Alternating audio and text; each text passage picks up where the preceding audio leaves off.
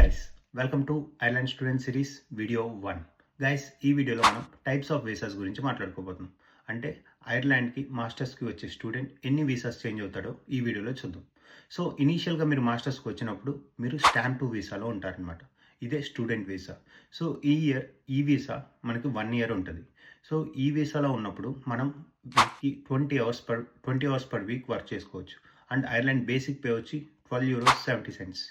And coming to the second visa, that is the stamp 1G graduation visa.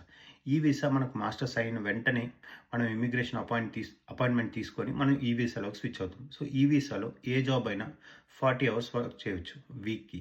So దీంట్లో ఏంటంటే ఇది 2 years ఉంటుంది. So ఇనీషియల్గా మనకు 1 ఇయర్ ఇస్తాడు, తర్వాత మళ్ళీ 1 ఇయర్ రెన్యువల్ చేయించుకున్నాం. ఈ వీసా టైంలో మనకి స్పాన్సర్షిప్ జాబ్ దొరికితే మనం వర్క్ వీసాలోకి స్విచ్ అవుతాం అనమాట.